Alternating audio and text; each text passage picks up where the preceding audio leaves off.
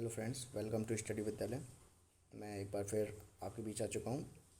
अभी जो मैंने एक सीरीज़ चालू की है, previous year question paper solve करा रहा हूँ मैं। मध्य प्रदेश जेल प्रहरी भर्ती 2020 के जो अभी जो भर्ती आई है उसकी एग्ज़ाम डेट शायद 24 तारीख तक गई है। अगर जिसने अभी फॉर्म नहीं भरा है तो जल्दी से जल्दी फिलअप कर लें। तो मैंने 2-3 सेशन ले चुके हैं। मैं क्या कर रहा हूँ कि मेरा बेसिक तो कॉन्सेप्ट मैंने उसके अलग वीडियोस चल रहे हैं, लेकिन मैंने ये प्रीवियस ईयर पेपर के वीडियोस भी बनाना स्टार्ट किया है ताकि आपको पता चले कि एग्ज़ाम्स और ये जो पेपर हैं वो कैसे सेट हो रहे हैं, ताकि एग्ज़ाम के टाइम पे आप किसी भी प्रकार का सरप्राइज़ ना हो। तो अभी मैंने मैथ का और इंग्लिश का कवर करा है एक सेट।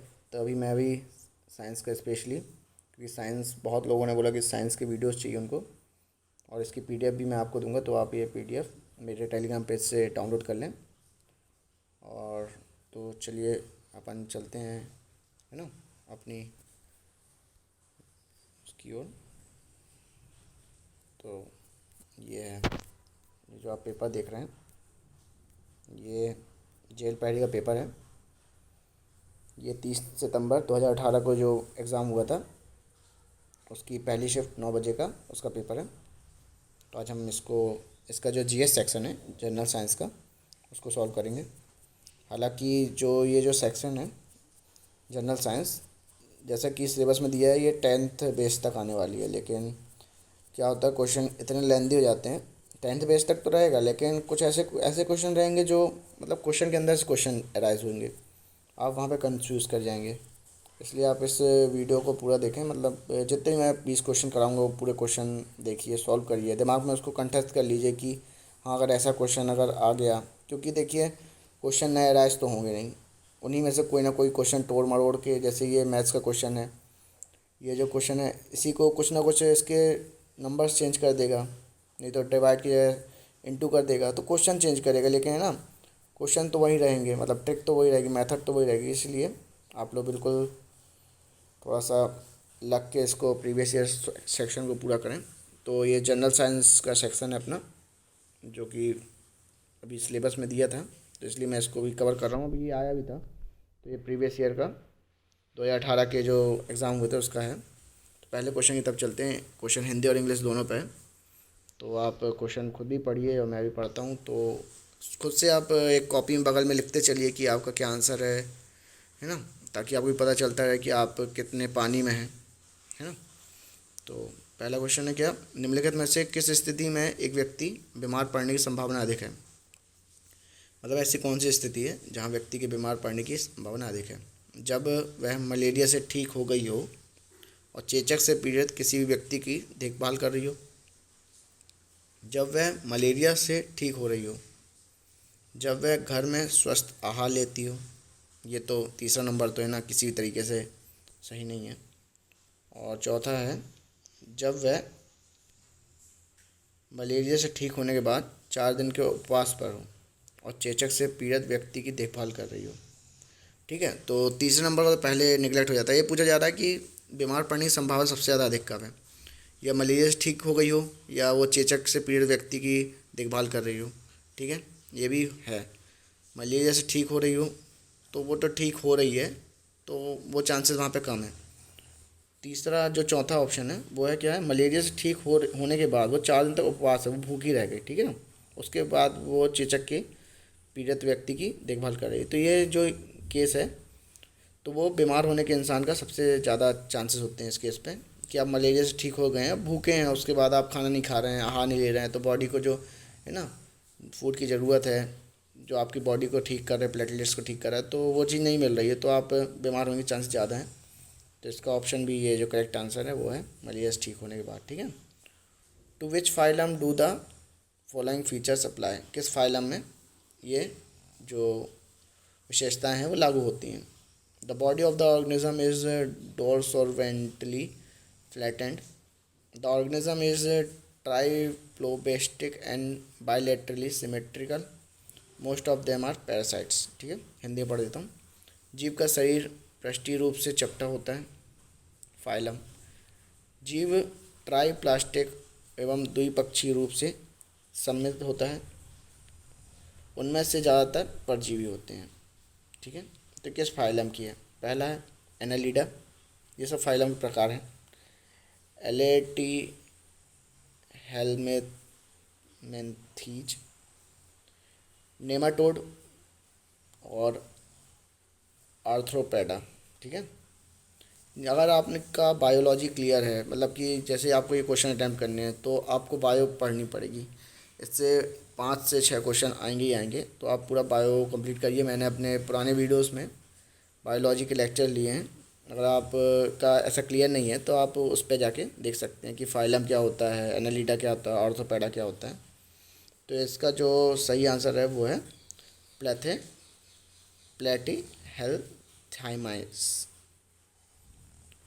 प्लेटी हेल्थमाइस। ठीक है, मेरे से बोलते भी नहीं बन रहा है क्योंकि मैं यही कमजोरी है। एनालिडा ठीक है, ठीक है, नेमाटोड ठीक है, ऑर्थोपेडा ठीक है, लेकिन ये जो प्लेटी हेल्मीथीज, ठीक है, ये है इसका आंसर। तो मेरे से बोलते हैं तो अपन इसको याद रखेंगे, तो आप भी इसको याद रखिएगा।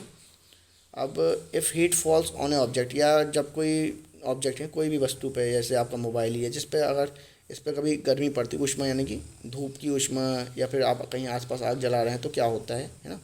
तो ऑप्शन देख लेते हैं। केवल पूरी ऊष्मा परिवर्तित होगी, कि जो जितनी जो ऊष्मा उस पर पड़ी है वो वापस आ जाएगी? नहीं। ठीक है, केवल पूरी ऊष्मा अवशोषित होगी, मतलब जितनी भी ऊष्मा पड़ी वो पूरी वो एब्जॉर्ब कर लेगी बॉडी, ऐसा भी नहीं है। ठीक है, पूरी ऊष्मा अवतरित हो जाएगी, ट्रांसमिटेड हो जाएगी, मतलब इधर से उधर निकल जाएगी। द हीट में बी ऑब्जर्व रिफ्लेक्टेड ट्रांसपेरेंट, तो जो हीट है वो अवशोषित भी होगी, परिवर्तित भी होगी और प्रसारित भी होगी। तो ये सही है।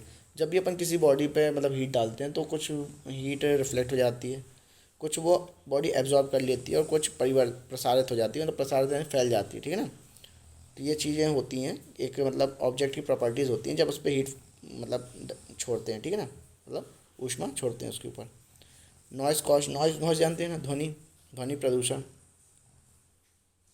तो ध्वनि प्रदूषण के कारण क्या क्या होता है? क्या कैंसर होता है? अति तनाव, तनाव तो होता है, ये तो आप भी जानते हैं। नॉइज़ यानी वही हॉर्न का नॉइज़, चिमनीज़, और वो ट्रेन का जो हॉर्न होता है, ठीक है ना, और इंडस्ट्रीज़ की जो आवाज़ें होती हैं वो सब, मशीन्स की। वेरी हाई फीवर, बहुत तेज़ बुखार होता है। या चौथा डायबिटीज़ होता है। ठीक है ना, तो इसका जो एक ऑप्शन निकालना है, तो एक ऑप्शन क्या है? अति तनाव होता है, हाइपर टेंशन होता है उससे। ठीक है ना, एक बेसिक है, नॉर्मल कोई भी आदमी से आप पूछो ये इसका आंसर पता होगा। तो अब 5वें क्वेश्चन की ओर चलते हैं। The product obtain in a neutralization reaction is, neutralization, किसी चीज़ को न्यूट्रल करना है ना, मतलब एसिड है तो न्यूट्रल कर दिया उसको, तो अपन ने नॉर्मल टेस्ट में लिया है। ठीक है ना, तो वही है। तो क्या बोलता है? प्रोडक्ट ऑब्टेन, प्रोडक्ट मतलब होता है जो अपन को मिलता है। ठीक है ना, किसी भी चीज़ को न्यूट्रल करने पे, तो न्यूट्रल करने पे अपन को क्या मिलता है? तो एसिड है तो एसिड तो मिलेगा नहीं। ठीक है, न्यूट्रल कर रहे हैं किसी भी चीज़ को।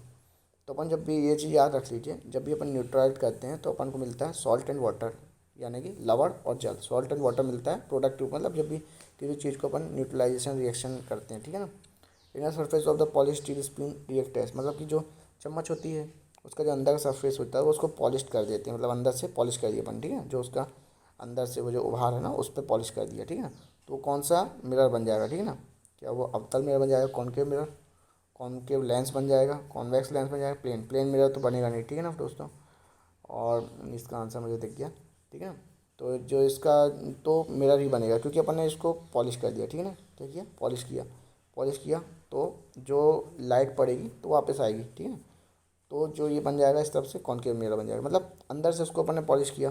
ठीक है, मैं वो भी डायग्राम बता देता हूँ। ये है चम्मच का। ठीक है ना, अब क्या बोल रहा है? अंदर की सतह अपन ने पॉलिश कर दी। ठीक है ना, अंदर की सतह पॉलिश कर दी, लाइट कहाँ पड़ेगी? यहाँ पड़ेगी। अब ये पॉलिश है, ये पॉलिश है यहाँ पे, तो लाइट जो है वापस चली आएगी। ठीक है ना, तो ये जो बन गया कौन सा बन गया? ये मिरर क्या कहलाता है? Concave, concave lens. ठीक है, ओके, चलिए आगे चलते हैं। आंसर ये है कॉनकेव मिरर। ठीक है, the correct formula of calcium nitrate potassium dihydrate, ठीक है, डाइक्रोमेट। ये फॉर्मूलाज तो आपको याद होने चाहिए, तभी आपसे बनेंगे। ठीक है, हालांकि मुझे भी इसका फॉर्मूला का आंसर याद नहीं है, लेकिन अगर मैंने इसको याद किया होता तो मुझसे बनता। द करेक्ट फॉर्मूला ऑफ किसका? Calcium nitrate. कैल्शियम नाइट्रेट का तो पता है, CaNO3 ट्वाइस, ये तो मुझे पता था। ठीक है, उसके बाद क्या है? पोटेशियम ट्राइक्रोमेट। अरे यार, ये तो मुझे पता था। K2Cr2O7, ठीक है ना। अब मैं भी स्टूडेंट हूँ आपकी तरह, तो मुझे भी थोड़ा बहुत जैसे आप लोग करते हैं थोड़ा ऊपर नीचे करके देख लिया, तो यही सब है।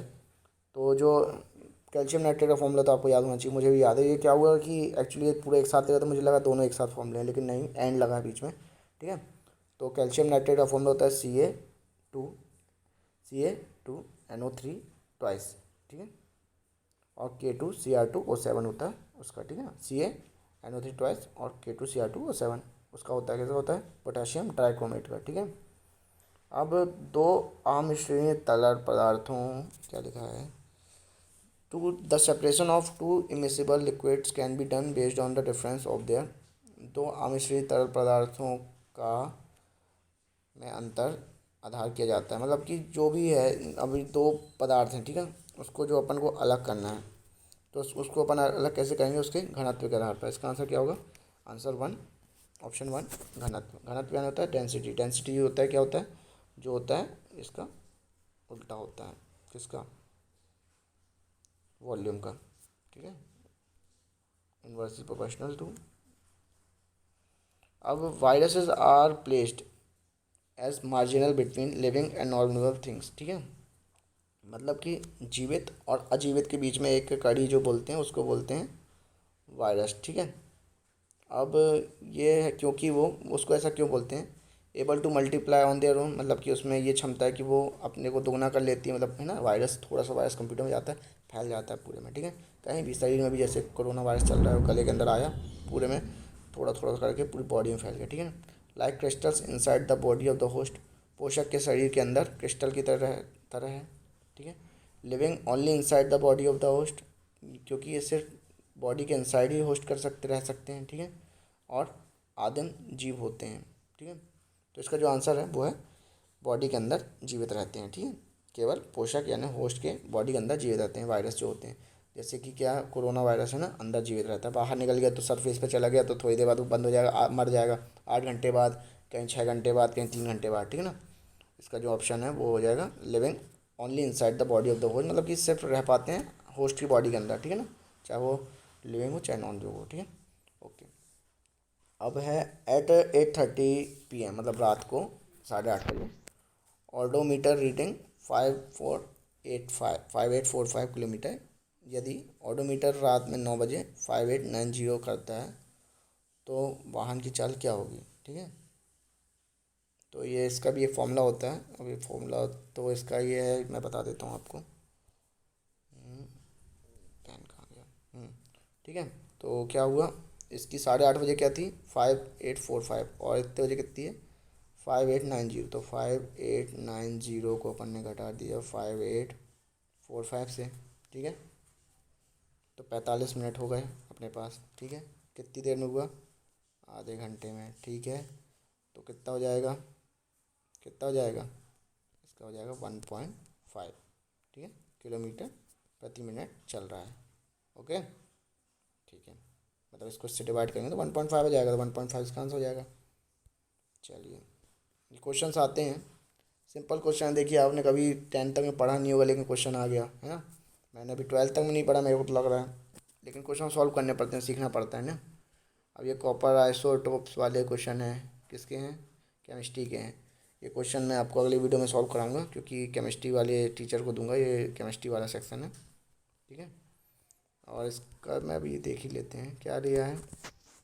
कॉपर के दो समस्थानिक ए और बी निहित हैं, जिनके परमाणु क्रमशः 62.93 और 64.93 हैं, जबकि तांबे में द्रव्यमान में 63.94 है। तो समस्थानिक, एक्चुअली इसमें एक फॉर्मूला लगेगा A+B का, तो इसको आप मैं बाद में करा दूंगा। तो इसका जो ऑप्शन है वो आंसर है थर्ड है, ऑप्शन 3 है। तो ए और बी, ए है 69% और बी है 31%, इसको अपन बाद में देख लेंगे, ठीक है। आगे चलते हैं। Allowing the arrange the following organism in their decreasing power of regeneration, ठीक है। डिक्रीजिंग पावर ऑफ रीजनरेशन के आधार पर इनको सेट करना, ठीक है। तो क्या क्या है, निम्नलिखित जीवों में उनके पुनर्जीवन के हार्समान की क्षमता पर वो करिए। छिपकली है, पैलेरीनिया है, पैलेनेरिया, मैन है, अर्थवॉर्म है, ईगल है, ठीक है। तो सबसे पहले आएगा पैलेनेरिया, फिर आएगा केचुआ, उसके बाद आएगा छिपकली, फिर 5वें नंबर का गरुड़ यानी कि वो पक्षी, और सबसे आखिरी में आएगा मनुष्य। ठीक है ना, हरा आसमान पे करना रहा, तो मनुष्य सबसे लास्ट पे रहेगा। ठीक है, और उसके बाद होते हैं iron nail dipped into a solution of copper sulphate for 1 hour. 1 घंटे के लिए अपन ने एक लोहे की जो खील थी उसको अपन ने उस पर डुबा दिया। ठीक है ना, अब इसकी जो ये जो अपन ने किया उसके संदर्भ में सबसे सही स्टेटमेंट क्या है। ठीक है, पहला तो उपरोक्त सभी, चलो देखते हैं सभी क्या है। The colour of the solution changes from blue to green colour only. अब जो रंग है विलय का, मतलब जो सॉल्यूशन है जिसमें डाला था अपन ने कॉपर सल्फेट का, वो ब्लू से ग्रीन में बदल जाएगा। फिर बोल रहा है green colour is due to formation of ferrous sulphate. जो ग्रीन कलर आया है वो फेरस सल्फेट की वजह से, क्योंकि क्या हुआ कि आयरन होता है Fe यानी फेरस। ठीक है ना, और वो बना किससे मिला है, वो बने मिला है कॉपर सल्फेट से, तो सल्फेट से रिएक्शन करके तो फेरस सल्फेट बना दिया। चलिए ठीक है, आगे देखते हैं। The reddish brown layer of the copper deposited in the nail only. ठीक है, जो खील है उसके ऊपर रेडिश कलर की, लाल रंग की कॉपर ब्राउन लेयर, कॉपर की लेयर, क्योंकि सल्फेट के वहाँ रिएक्शन और कॉपर बचा, कॉपर जो नेल के ऊपर आके वहाँ पे एक परत बना के रह जाएगा। ठीक है, ये तीनों ही सही है, तो answer all of the these हो जाएगा। ठीक है, अब उसके बाद what happen to the pressure when the aeroplane is moving fast. ठीक है, जब भी प्लेन तेज़ी से आगे बढ़ता है तो दबाव के साथ क्या होता है। ठीक है, पंखे के नीचे और ऊपर दबाव समान रहता है, ऐसा तो नहीं है, नहीं तो प्लेन उड़ेगा ही नहीं। ठीक है, the pressure above the wing is more than the pressure below the wing. पंखे के ऊपर जो दबाव होता है पंखे के नीचे दबाव से अधिक होता है। पंखे के नीचे के दबाव पंखे के ऊपर के दबाव से अधिक होता है, नहीं। पंखे के ऊपर और नीचे दबाव बढ़ जाता है, ऐसा भी नहीं है। ठीक है, अब क्या होता है, जब भी अपन तेज़ी से विमान को आगे बढ़ाते हैं, ठीक है ना, तो पंखे के नीचे जो दबाव होता है वो ऊपर के दबाव से अधिक हो जाता है। समझ रहे हो क्या लिखा है, पंखे के नीचे का दबाव ऊपर के दबाव से अधिक हो जाता है, तो नीचे दबाव बढ़ता है, ऊपर दबाव कम होता है, तो जहाँ दबाव कम होता है तो वहाँ वो उस साइड निकल जाती है, मतलब ऊपर की ओर निकल जाती है। समझे ना, जैसे अब अपन हैं, अपने ऊपर कोई ऊपर बैठ जाएगा तो अपन ऊपर उठ नहीं पाएंगे, लेकिन नीचे है तो अपन को ऊपर जाने में आसानी होगी। समझ आ रहा है, क्लियर है, क्लियर है। When what happen when an electric cooler switch on. अरे जब किसी भी इलेक्ट्रिक कूलर को चालू करते हैं तो क्या होता है। ठीक है, the connecting wires attracted to each other, मतलब संयोजी तार एक दूसरे को आकर्षित करती हैं, नहीं। चलिए देखते हैं। The connecting wire getting cooled, नहीं, तार करंट होता है। Heat produced along the connecting wire, a magnetic field is produced around the current carrying wire, fourth वाला सही है। क्या होता है, एक इलेक्ट्रिक फील्ड जनरेट हो जाती है जिसके कारण वो कूलर जो होता है चलने लगता है। ठीक है ना, जब भी अपन पावर सप्लाई करते हैं तो करंट आया, वहाँ से मैग्नेटिक फील्ड जनरेट होती है। ठीक है ना, उसके आर्मेचर पे। तो याद रखिएगा, जब अपन इलेक्ट्रिक कूलर को ऑन करते हैं तो क्या होता है, धारा वहन तारों के आसपास एक चुंबकीय क्षेत्र बन जाता है, मतलब तारों में एक मैग्नेटिक फील्ड जनरेट हो जाती है। ठीक है, अब है name two cattle breeds which is found in Indian origin. दो मतलब किसकी, मवेशियों की नस्लें बताइए जो भारत में पाई जाती है। जर्सी गाय सुना होगा आपने। ठीक है, ब्राउन स्विस, बॉस इंडिकस या रेड सिंधी। ठीक है, बॉस इंडिकस तो अपनी गाय को बोलते हैं, वो तो पाई जाती है। ठीक है ना, और उसके बाद रेड सिंधी जो होती है वो भी पाई जाती है। तो दो हैं, थर्ड और फोर्थ, यानी कि बॉस इंडिकस जो अपनी गाय होती है उसको कहते हैं, रेड सिंधी भी होती है। तो ये दो प्रजाति अपने इंडिया में नस्लें पाई जाती है। ठीक है, बाइल जूस जो अपने यहाँ पे कहाँ बनता है पता है ना, लीवर बनता है। Bile juice stored in a sac known as gall bladder. ठीक है, बनता लीवर में लेकिन स्टोर कहाँ होता है, गाल ब्लैडर में जाकर स्टोर होता है। Located near the organ secretion called, मतलब कि ये कहाँ किसके पास वो होता है। ठीक है, तो वही है आंसर इसका, क्या है, यकृत, लीवर। क्या लिखा है हिंदी में पढ़ के बता देता हूँ। पितरण का मतलब बाइल जूस का जो भंडारण है वो पित्राशय में होता है, यानी कि गाल ब्लैडर में होता है। ठीक है, जो उसके कहने वाले स्राव अंग से के पास स्थित है। कहाँ पास स्थित है, लीवर के पास, यकृत के पास स्थित है। ठीक है, different varieties of milk like full cream skimmed are available in the market. The technique use to prepare milk.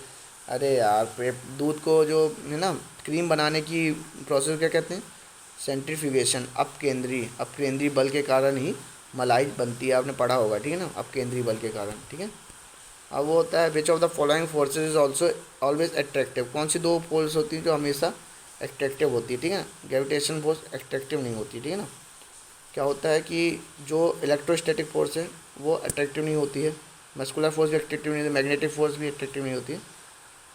जो होती है वो है ग्रेविटेशन फोर्स, मतलब ग्रेविटेशन फोर्स जो अट्रैक्ट करती है अपनी तरफ। समझा रहा? मतलब पृथ्वी है, पृथ्वी में ग्रेविटेशन फोर्स है, कोई भी चीज़ ऊपर रहती है उसको अट्रैक्ट करके अपने पास खींचती है, ठीक है ना। तो ग्रेविटेशनल फोर्स अट्रैक्टिव फोर्स हमेशा ही रहती है, ठीक है ना, कभी वो रिपल नहीं करती किसी चीज़ को, मतलब जिसके उसके एरिया में जो है वो अट्रैक्ट ही करेगी, ठीक है।